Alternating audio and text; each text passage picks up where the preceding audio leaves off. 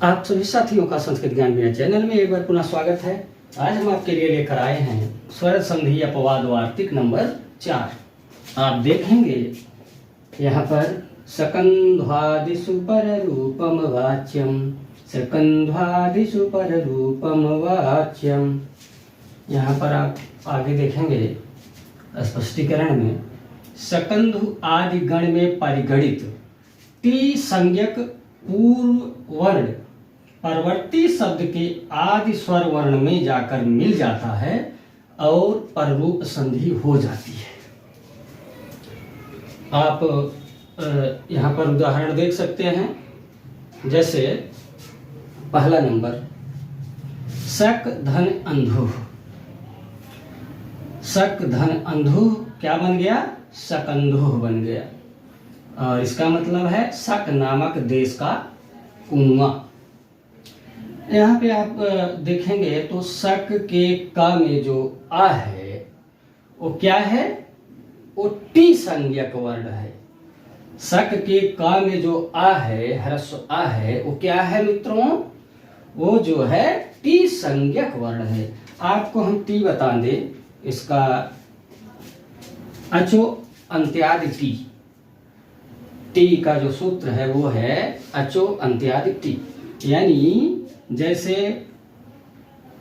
रामम क्या है? रामम। यहां पर आप देखेंगे तो यहां पर जो टी है वो कौन सा है? अंतिम अच क्या है? अंतिम अच क्या है? यहां पे आप देखेंगे पहले क्या है? र है। र में क्या है? दीर्घ आ है। फिर क्या है? माँ है। फिर माँ में क्या है? आ है। और फिर क्या है? माँ है। यानी इनसे मिलके रामम बना हुआ है। रा दीर्घ अ माँ अ माँ, इनसे मिलकर क्या बना हुआ है? रामम। अब हम समझते हैं कि इसमें टी किसको कहेंगे, टी संज्ञा किसकी होती है।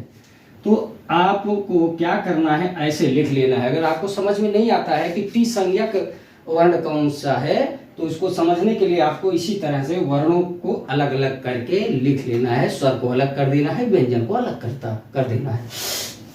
उसके बाद क्या करना है? आपको अंतिम जो स्वर वर्ण है उसको ले लेना है। क्या है? आ है। और फिर क्या है? ये व्यंजन वर्ण है माँ। तो मित्रों यही क्या हो गया आपका? टी। इसी को टी कहते हैं। इसी तरह से आप केवल क्या ले लें? शक। क्या ले लेंगे? शक। तो शक में जो है पहली बात तो स है, उसके बाद इसमें ह्रस्व अ है, उसके बाद क्या है? का है। और फिर का में क्या है? आ है। तो आप यहाँ पे देख रहे हैं कि अंतिम स्वर वर्ण क्या है? ये ह्रस्व आ है। इसके बाद कोई व्यंजन वर्ण नहीं आ रहा है, इसलिए टी इसमें कौन सा है? केवल आ ही टी है। आ की क्या हो जाएगी? टी संज्ञा हो जाएगी। आ को आप टी कहेंगे। अब यहाँ पे आप समझते हैं, संधि में आते हैं तो शक में, शक के क में जो आ है, ह्रस्व आ है, वो टी संज्ञक है। क्या है? टी संज्ञक है। और उससे जब अंधु के अस से उसका मेल होता है, यानी दोनों तरफ आ, यहाँ पे वास्तव में मित्रों दीर्घ संधि होनी चाहिए थी। चूंकि शक के का में आ है और इधर अंधु के आदि में आ है, तो दोनों आ मिलके शकांधु बनना चाहिए था। लेकिन ये जो है चूंकि स्वर संधि का ही अपवाद है, स्वर संधि होनी चाहिए थी, लेकिन स्वर संधि नहीं हो रही थी, स्वर संधि का अपवाद हो गया। यहाँ पे सकंध्वादिषु पररूपम वाच्यम एक वार्तिक आता है, वो कहता है कि नहीं, यहाँ पर स्वर संधि नहीं होगी, हम यहाँ पर प्रभावी हैं, हमारे अनुसार संधि होगी, और ये पर रूप संधि कर देता है। इस तरह से जो शक के का में आ है वो जो है बाद वाले अंधु जो शब्द है, अंधु के आदि में जो आ है उससे जाके मिल जाता है। इस तरह से जो है पर रूप हो जाता है और कोई उसमें बेकार अलग प्रकार का नहीं होता है, जो शकंधु बन जाता है। यहाँ पे आप देख रहे हैं शकंधु बन गया, शक नामक देश का कुआं। इसी तरह से कर्कंधु, कर्क के क में आ है और अंधु का आ है, तो यहाँ पे भी पररूप संधि हो गई, सीधे कर्कंधु बन गया, यानी कर्क नामक राजा का कुआं। इसी तरह से कुल धन अटा, क्या है?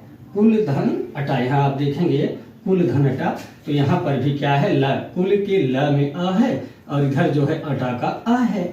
यहाँ पर क्या हो जाएगा मित्रों? ये चूंकि टी है, टी संज्ञक है, ला में जो आ है वो क्या है? टी संज्ञक है।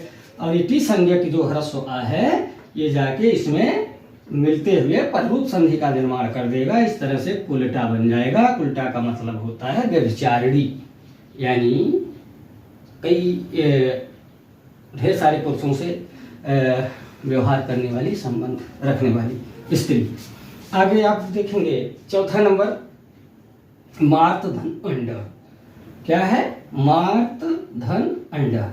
तो यहाँ पर मार्त के ता में जो ह्रस्व आ है वो टी संज्ञक आ है और उसके बाद क्या है? अंडा का आ रहा है। इस तरह से जो टी संज्ञक ह्रस्व आ है वो जाके आ में मिलते हुए पररूप संधि का निर्माण कर लेगा और बन जाएगा मार्तंडः। क्या बन जाएगा? मार्तंडः। और मार्तंड्य का क्या अर्थ होता है? सूर्य। मार्तंडः का मीन्स क्या होता है? सूर्य। इसी तरह से आप आगे देखेंगे इन दोनों में परिवर्तन आपको दिखेगा, अलग टाइप का ये है।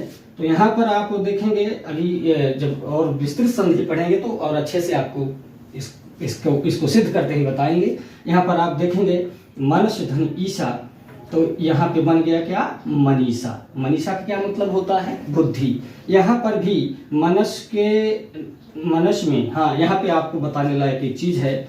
मनस में हम ज्यादा लंबी व्याख्या ना करते हुए यहाँ पर आप देखेंगे ना में आ है कि नहीं है? बिल्कुल है। और उसके बाद सा है, तो यही अ और सा यानी क्या? मनस में जो अस है, मनस में जो अस है यही क्या है? टी संज्ञक है। तो टी संज्ञक जो है क्या करेगा? जाके इसमें मिल जाएगा तो बन जाएगा मनीषा। और इसी तरह से पतत धन अंजलि में जो पतत शब्द है, पतत के जो ये पा के बाद वाला ता है इसमें आ भी है। क्या है? इसमें स्वर है, ह्रस्व आ।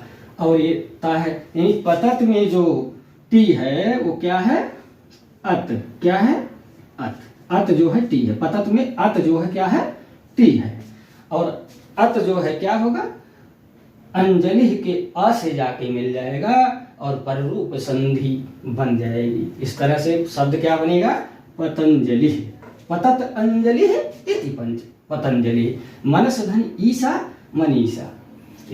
इसको जो मित्रों आप देख रहे हैं आज, इसमें से मनीषा और पतंजलि संधि विच्छेद और संधि करने पर क्या रूप होगा, क्या शब्द बनेगा, ये कई बार पूछे गए हैं परीक्षाओं में।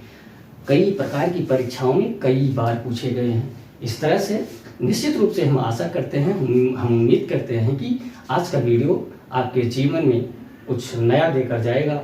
आपके लिए कुछ ना कुछ निश्चित रूप से ये वीडियो देकर जाएगा। पूरा वीडियो देखने के लिए आप सभी साथियों का बहुत बहुत धन्यवाद।